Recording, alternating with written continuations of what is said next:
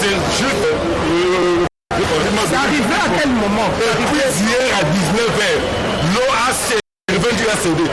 Et quand l'eau a cédé, on croyait que c'était de la blague. Et puis l'eau commençait maintenant à grossir. Il n'y a même pas moyen de récupérer.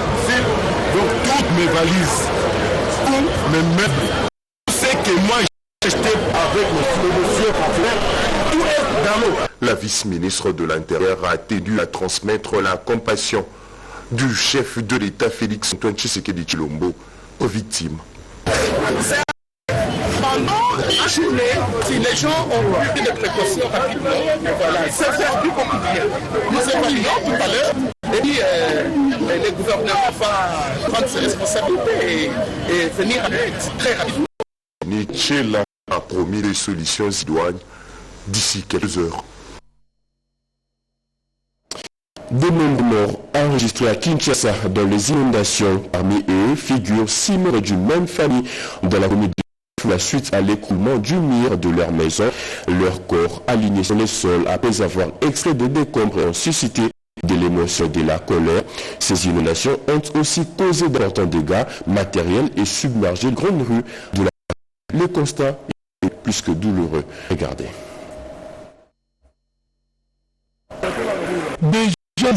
Par des inondations spectaculaires en 2015, bien réhabiliter la station de captage, des pompages d'eau brute d'Ndjili et de nouveau à l'arrêt suite à de fortes pluies qui se sont abattues dans la capitale. Dans la nuit du vendredi à Saint-Ville, c'est le but de préserver le bon fonctionnement de ces complexes. Si ces sites, les machines et équipements hydrauliques sont recouverts d'eau de la rivière Ndjili. Conséquence, la station ne sait plus pomper de l'eau brute pour l'envoyer à la grande usine des traitements d'eau du Kinshasa située à Limeri Kingaboa avec une capacité estimée à 330 mètres équipes d'eau par jour.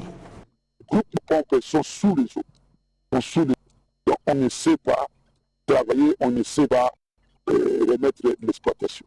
Les autorités de la régie des ESA en appellent à la lutte contre la pollution de la rivière Ndjili et bien d'autres. C'est ce que nous constatons et que le curage de rivière Ndjili. Entre-temps, les et la régie des ESA sont mobilisés pour éviter les dégâts. Nous pouvons chercher des solutions et nous sommes là pour donner des solutions parce que l'eau c'est la vie. L'eau potable, c'est la longue vie. Sans eau, il n'y a pas de vie. Les inondations ont également causé des perturbations majeures dans les infrastructures des usines de captage de Lukaya et Lukunga, aggravant la situation. Toutes les excuses pour ces désagréments, vous venez plutôt de suivre les inondations qui ont submergé tous les équipements matériels et installations de la station de captage d'eau de la régie des eaux de la commune de Ndjili. Une situation qui a privé plusieurs foyers d'eau potable. Poursuivons ces journaux. Et puis, les réseaux sociaux immortalisent de ces inondations. Ces images des chaos après la pluie sont commentées diversement sur Facebook, WhatsApp. Des témoignages et vidéos de ces inondations sont de plus en plus nombreux. Gaëtan Magalano a fait le constat.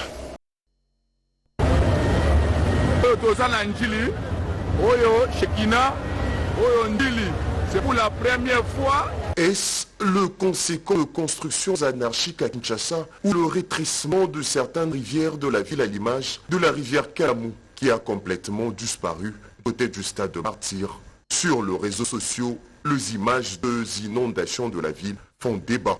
Les conséquences de la furie de la rivière Ndjili, c'est aussi ce que vous voyez derrière moi.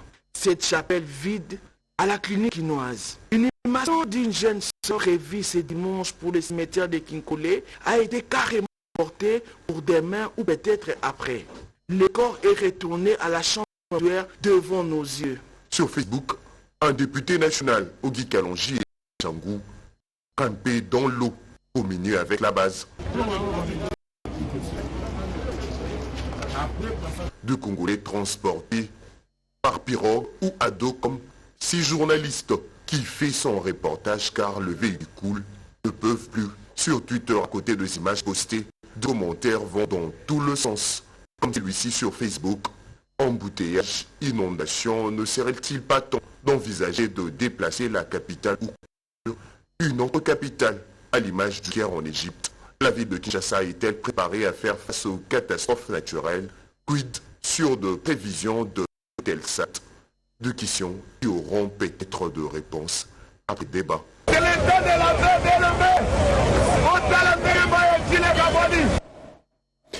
Autre titre annoncé de ce journal, la facture devient un peu salée pour tout voyageur pour atteindre l'aéroport international d'Ndjili.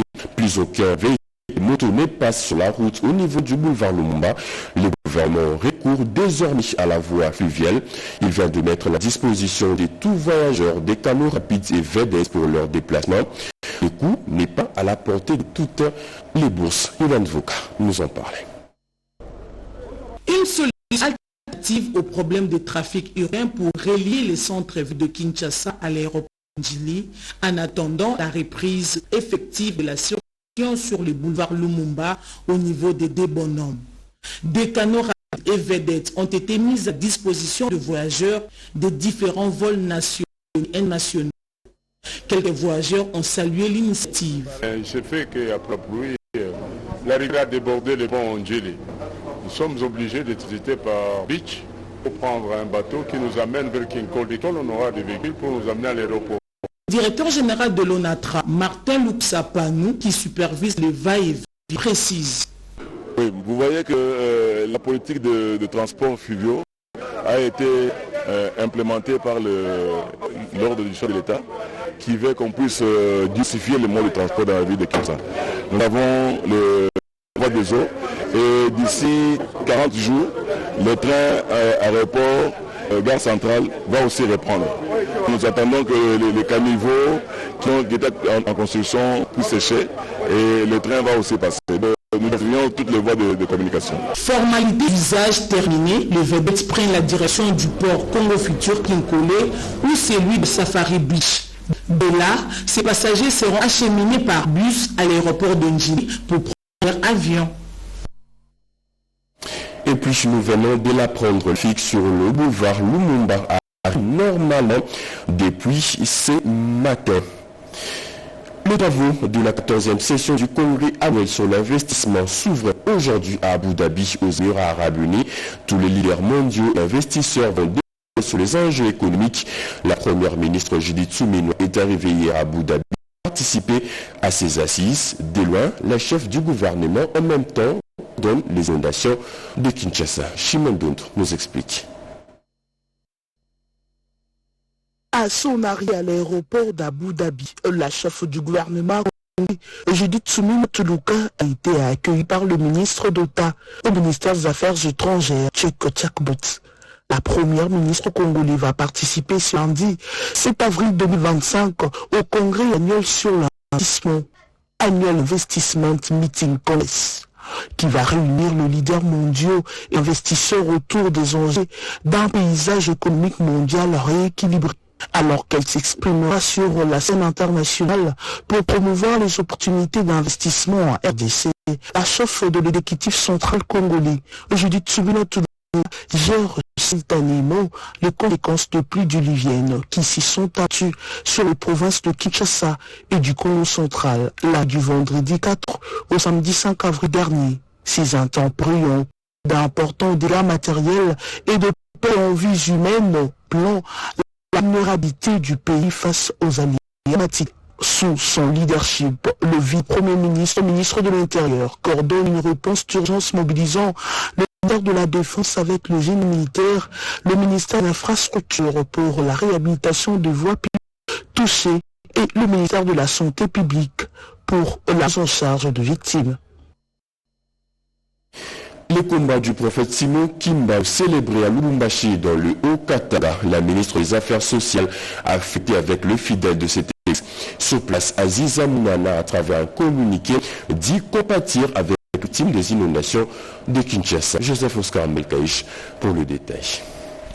Le gouvernement de la République, à travers le ministère des Affaires sociales, Action humanitaire et solidarité nationale, présente ses condoléances les plus attristées à toutes les familles qui ont perdu leurs proches et compatit avec les familles victimes de cette catastrophe naturelle.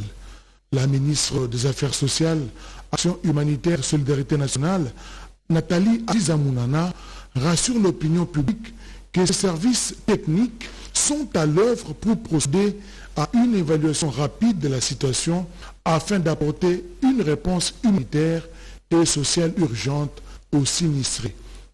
De Lubumbashi, où elle se trouve, la ministre des Affaires sociales, Nathalie Azizamounana, a célébré ce 6 avril 2025 le combat du prophète Simon Kimbangu ainsi que la conscience africaine. À l'église kimbanguiste, a été accueillie par les femmes et veuves de la fondation Calixte vêtues en mouchoir de tête de couleur blanche, signe de la paix. Vous savez l'impact de notre président sur son investissement dans l'église kimbanguiste et je vous exhorte de le porter dans vos prières pour qu'il puisse faire beaucoup de choses pour l'église kimbanguiste et toutes les églises. Direction la ville minière de Kibushi, son fief naturel. Pour célébrer également cette journée avec les femmes et veuves kimbanguistes qui ont porté aussi des mouchoirs rouges à la tête pour dire non au sang des innocents qui coule dans l'est du pays. Sur place, la ministre Azizamounana a exhorté l'assistance à la paix, la cohésion pour faire face à l'ennemi avant de venir un défilé à son honneur.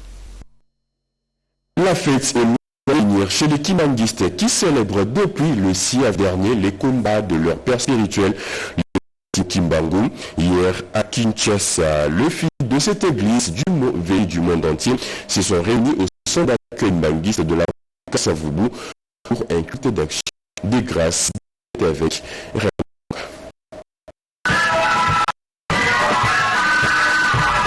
Le 6 avril 1921, le Congo était en colonie belge, aussi une révélation pour prêcher l'émancipation de l'homme noir, la colonisation.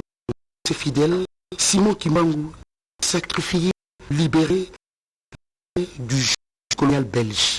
Une figure de défense est vue comme la conscience africaine. Au centre d'accueil kimbanguiste dans la ville de Kasavubu, ces citoyens kimbanguistes ont célébré avec faste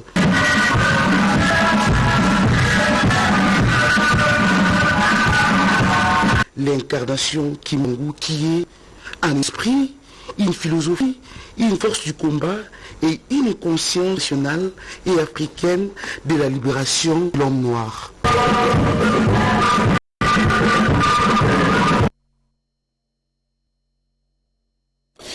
L'Union interparlementaire, l'Assemblée générale, la 150e de la série, plus de 2000 participants venus des 190 pays sont à Ouzbékistan pour participer à ces travaux. Parmi eux, le premier vice-président du Sénat congolais, José Kalala Kalala, représente le RDC à ces rendez-vous parlementaires, comme nous disent Anita Louam et José Dimoneke, nos envoyés spéciaux. La 150e Assemblée de l'Union interparlementaire s'est ouverte dans la grande salle du Centre des Congrès à Tachkent, dans une atmosphère de coopération, de dialogue entre les nations. Plus de 2000 participants venus de 190 pays ont répondu présents à ce grand rendez-vous parlementaire international. Rencontre qui marque une étape importante dans le renforcement des liens entre les parlements du monde. Au cours de ces assises de haut niveau, les participants vont débattre sur plusieurs questions, à savoir la réalisation de l'égalité hommes et femmes, la protection sociale des populations, la réduction de la pauvreté, le développement durable, ainsi que le droit de l'homme. Le premier vice-président du Sénat, José Kalala Kalala, à la tête d'une délégation, a représenté la République démocratique du Congo. Chez la diplomatie parlementaire, la participation de la RDC à ce forum de haut niveau témoigne d'un engagement à contribuer aux grandes questions mondiales qui va permettre de renforcer sa coopération avec les autres parlementaires du monde. À tour de rôle, la présidente de l'Union interparlementaire, Tulia Axon, a dans son mot d'ouverture encouragé les parlementaires à œuvrer pour la justice et la paix. Le secrétaire général de l'UIP a quant à lui invité les parlementaires du monde à poser des jalons afin de trouver des résolutions pacifiques pour un processus de paix et de sécurité à travers le monde. Organisé par le président ouzbek Shavkat Mirziyayev, le Forum mondial compte aboutir avec l'adoption d'un document final qui va déterminer les priorités des mouvements parlementaires à travers le monde. Dernier virage des consultations politiques nationales pour formation du gouvernement d'union nationale. Les travaux prennent fin déjà demain, sauf un prévu. Hier, la 15e journée, les conseils spéciaux en matière de sécurité du chef de l'État et Mungeli a reçu plusieurs formations politiques. D'autres détails avec Science Mbouyo et Joséphine Diop. L'écoute à rebours a commencé. Au niveau des consultations politiques initiées par le chef de l'État, dirigées par son conseiller spécial en matière de sécurité, Désiré Kashmi Kolongele, on arrête les mouvements d'atterrissage. Dans plus ou moins 48 heures, ces travaux prendront fin. Actuellement, on assiste à un véritable marathon de ceux qui ne se sont pas présentés. Ces bousculades.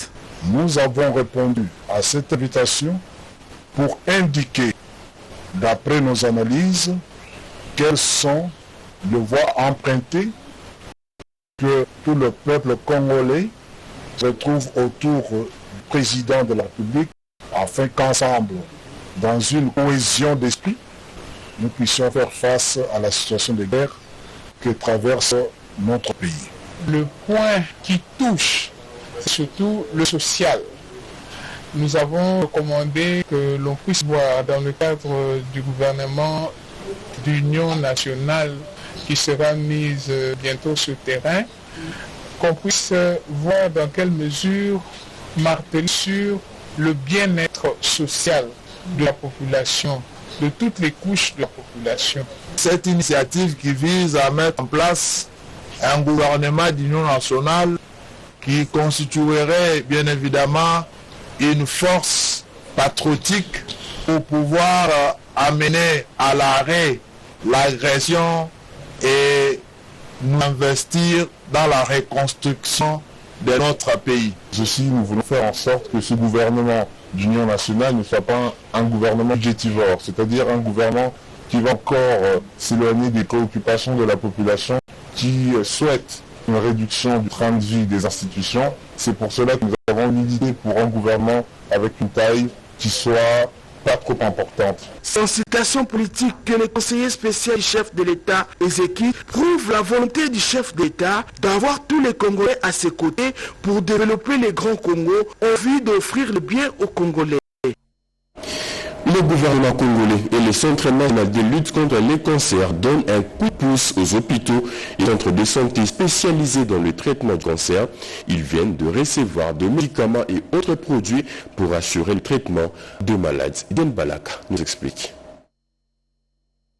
Toutes les minutes, une personne meurt du cancer dans le monde. Face à cette urgence sanitaire, le gouvernement de la RDC, à travers le ministère de la Santé, Hygiène et Prévention, a renforcé depuis 3 ans son appui au Centre national de lutte contre le cancer, CNLC, en lui donnant des médicaments anticancéreux.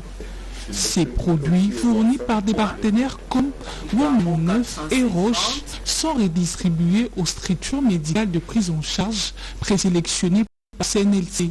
C'est dans ces cadres qu'une descente sur terrain a été effectuée au centre hospitalier dans la commune de Ngaliema ainsi qu'au centre médical Mater Dei Mbanteke, que le CNLC veut s'assurer de la disponibilité effective des médicaments dans ces structures médicales et qu'ils soient bien administrés gratuitement aux patients atteints de cancer, conformément à l'engagement du gouvernement et de ses partenaires dans la lutte contre cette maladie. De cette descente était de nous rassurer d'abord que les médicaments que le CNLC a bénéficié de la part du gouvernement sont disponibles dans les structures de prise en charge. Le médecin sur place avait cette initiative qui permet aux patients atteints de cancer de recevoir des médicaments gratuitement, soulageant ainsi de nombreuses familles confrontées à des traitements coûteux. Une action saluée comme un geste concret vers une prise en charge équitable et accessible pour tous. Cette initiative s'étendra sur toute l'étendue du territoire national. Clôture le week-end dernier du mois de mars au sein du mouvement de libération du Congo MLC. Les femmes de cette formation politique réunies au cours d'une matinée de sensibilisation ont été appelées à intégrer l'armée nationale pour défendre la patrie. L'appel est des animatrices de la Ligue de femmes. Yolande Foucault. Femme meurtrie en République démocratique du Congo. D'abord, sa sécurité pour son autonomisation.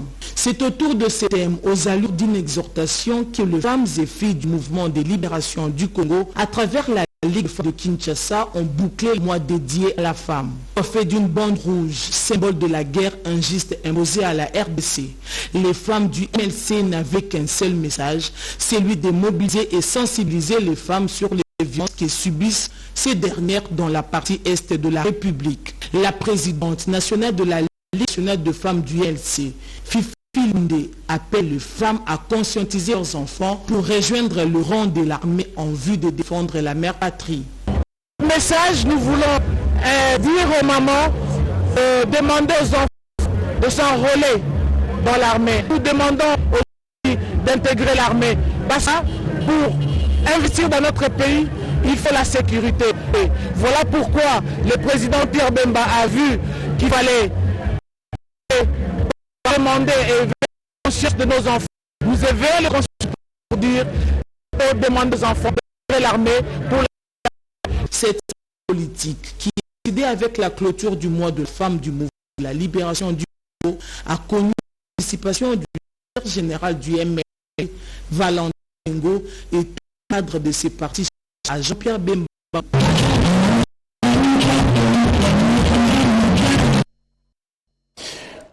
Un trophée pour la député nationale Max Mutinga, présidente nationale du parti PD, vient d'être récompensée pour ses actions au cours du forum Kita Expo Forum, un truc dédié aux femmes des victimes sexuelles dans l'Est de la RDC. Regardez.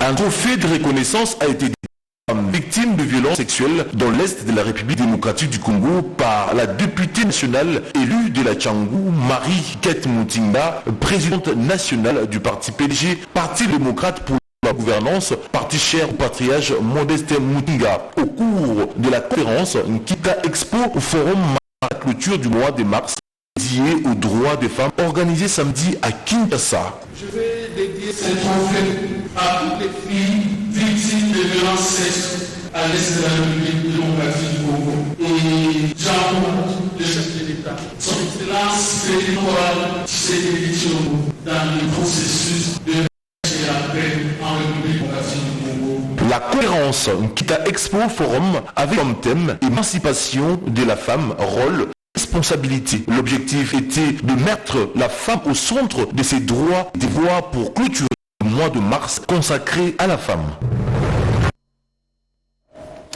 Comment prévenir les violences sexuelles, promouvoir la masculinité positive?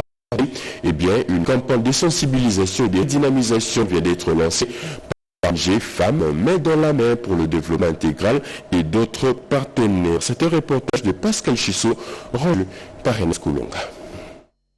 Femmes main dans la main pour le développement intégral, FMMD a sensibilisé plus de 200 membres de la communauté de la commune d'Nchili sur la prévention des violences basées sur le genre, des sensibilisations de membres du mécanisme communautaire et de clubs du genre sur la prévention des violences basées sur le genre et la promotion de la masculinité positive prônée par le chef de l'État, Félix Antoine Tshisekedi. Nathalie Kambala, directrice générale de cette organisation, explique les motivations de cette activité. Nous travaillons avec les leaders communautaires, nous travaillons avec toutes les parties vraiment qui sont concernées dans la défense des violences avec les gens.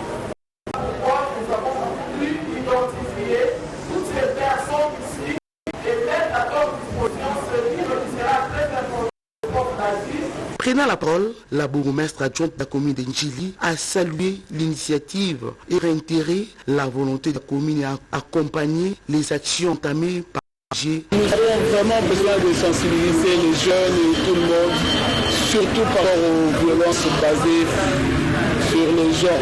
C'est un engagement que nous avons pris ensemble avec eux. Au cours de cette séance, un lot de kits de manuels de sensibilisation a été remis aux représentants des mécanismes communautaires pour faciliter leur travail sur terrain. Juste salué par la représentante de bénéficiaires. Un livre intitulé « Bâtir la prévention des violences basées sur le genre à la racine » écrit par Nathalie Kambala a été également remis pour servir de guide et outiller le mécanisme communautaire sur le lanceur de VBG.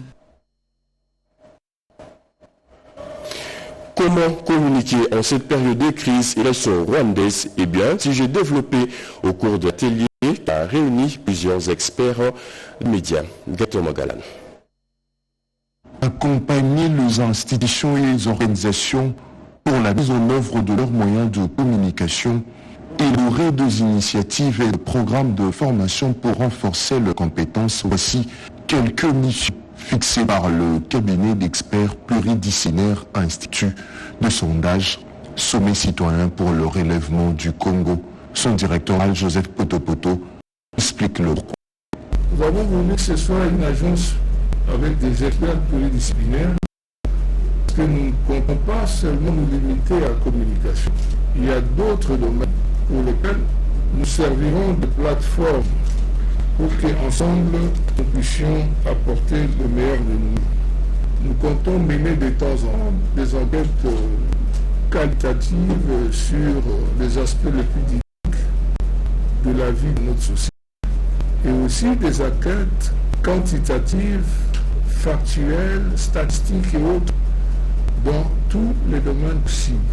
Formation, conseil, recherche et action, concepts clés pour une communication institutionnelle à l'aide de ces pays continents.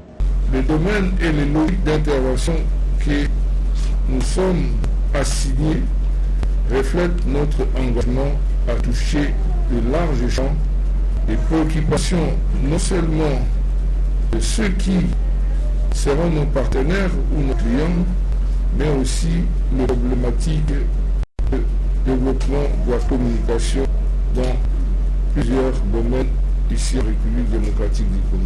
Chevronnier dans le domaine de la communication institutionnelle, Joseph Potopoto veut, à travers le cabinet d'experts pluridisciplinaires Institut de sondage Sommet citoyen pour le relèvement du Congo, apporter sa touche nouvelle à la reconstruction de la RDC. La population de la province du Kwilu, sensibilisée à l'éveil patriotique en cette période d'agression rwandaise, à la manœuvre un élu de ce coin Trifon, Kike Mulumba. Regardez.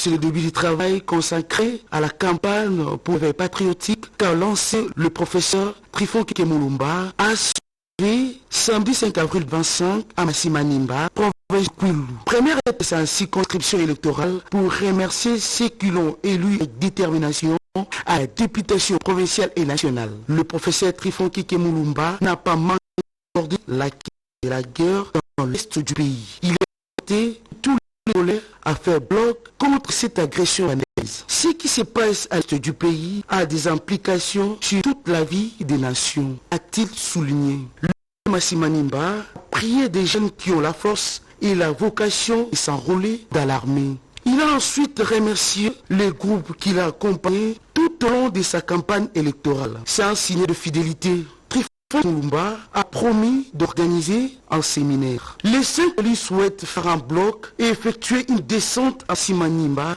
pour que chaque élu présente son programme en faveur de la population. Il a par ailleurs déploré le complot orchestré contre Massimanimba qui a perdu 2 sièges. En 2006, ces territoires avaient 7 députés nationaux. C'est fini pour ce journal de 7h, mesdames et messieurs. Ce journal a été coordonné par Edis Kitutu, réalisé par Mamita Bangoulou, Jonathan Moubama. La partie technique a été assurée par Didier Diawa Alain Soudi, Choura Manzanza. Le tout sous la direction de Joseph Oscar Milkaïch. Merci de nous avoir suivis. Prochain rendez-vous de l'actualité, c'est à 13h30 avec Luisette Ntsakala. Bon début de semaine à toutes et à tous. Au revoir.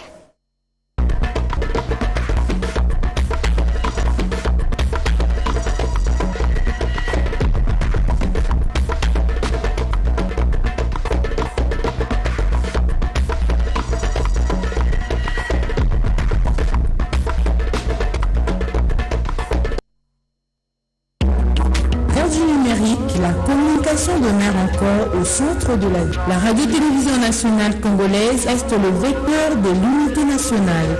Les informations sur l'actualité de la République démocratique du Congo, d'Afrique et du monde.